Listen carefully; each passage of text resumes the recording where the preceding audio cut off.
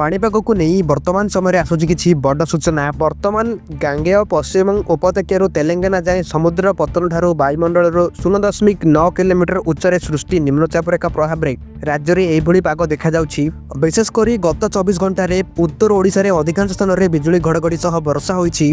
राज्य में आज सकाळ बदली पाग। राजधानी भुवनेश्वर समेत विभिन्न जिला गुड़िक हालुका वर्षा देखा सकाळु सकाळु घड़घड़ी सह हालुका वर्षा होइतिबा जणा पड़िछि। अन्यपटे प्रचंड वज्रपात को नहीं 25 जिला को सतर्कता जारी होछि।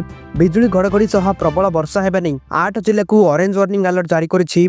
एने आंचलिक पाणीपाग विभाग केन्द्र निर्देशिका मनोरमा महांती एने सूचना प्रदान करिसेंती। किछि जिला गुड़िक कुआपथर वृष्टिपात मध्य हेबो, पवनर बेग मध्य बढ़िबो, ता सहित प्रबल वर्षा को नहीं अलर्ट जारी होछि। तेबे आसंता 3 ରୁ 4 दिन पाग एभली लागि रहिबो। तेबे आज केउ सब जिला गुड़िक यार प्रभाव देखिबाक मिलिबो।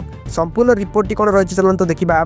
किंतु ता आगुरु आपण माने वीडियो को लाइक करि नियंतु, ता सहित चैनल को सब्सक्राइब करी एही भिडियोटी आपण माने केउ जिल्लारु देखुछंती निहाती गोटिए कमेंट करि जणांतु।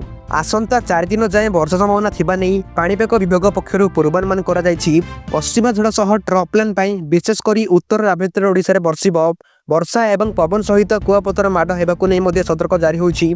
घंटा प्रति 40 ରୁ 50 किलोमीटर बेगरे पवन हेबा नहीं घंटा प्रति 40 ରୁ 50 किलोमीटर बेगरे पवन हेबा सहित कुआपथर वृष्टि हेबार मध्ये संभावना रहिछि। आज राज्यर 8 जिला को ऑरेंज वार्निंग जारी होइछि। ए नै भुवनेश्वर स्थित आंचलिक पाणीपाग केन्द्र पक्षरु सूचना दिया जायछि।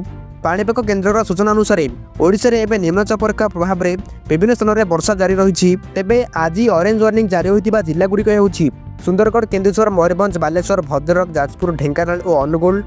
यह सब जिला गुड़िक वर्षा हेबा सहित 60 किलोमीटर बेगरे पवन हेबार मध्य संभावना रही। ता सहित कुआपथर मध्य वृष्टिपात हेबो।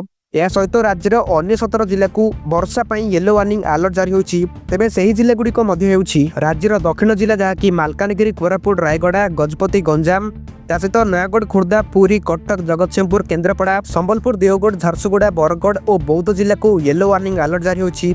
यही सब जिला गुड़िक जहाँकि 40 ରୁ 50 किलोमीटर बेग रहिबो पवन, ता सहित थराइबो घड़घड़ी बिजुली। तेबे आसंता 22 तारिख बेलू राज्यर केवल मयूरभंज और बालेश्वर जिला को येलो वार्निंग जारी होछि। किंतु पुणी आसंता 23 तारिख बेलू निम्नचाप रेखा सक्रिय प्रभाव में राज्यर मयूरभंज, बालेश्वर और भद्रक जिला को ऑरेंज वार्निंग अलर्ट जारी करा जायछि। एही सब जिला गुड़िक 60 किलोमीटर बेग रहिबो पवन, ता सहित कुआपथर मध्य वृष्टि हेबो। पुरी, जगतसिंहपुर, केन्द्रापड़ा, कटक, खुर्दा, जाजपुर, ढेंकानाल, अनुगुल, केओंझर, देवगढ़, सुंदरगढ़, झारसुगुड़ा और बरगढ़ जिला को येलो वार्निंग मध्य जारी होछि। एही सब जिला गुड़िक मध्य थराइबो बिजुली और घड़घड़ी। तेबे एमिति आसंता 3 ରୁ 4 दिन पर्यंत घांटिबाकु जाउछि कालबैशाखी।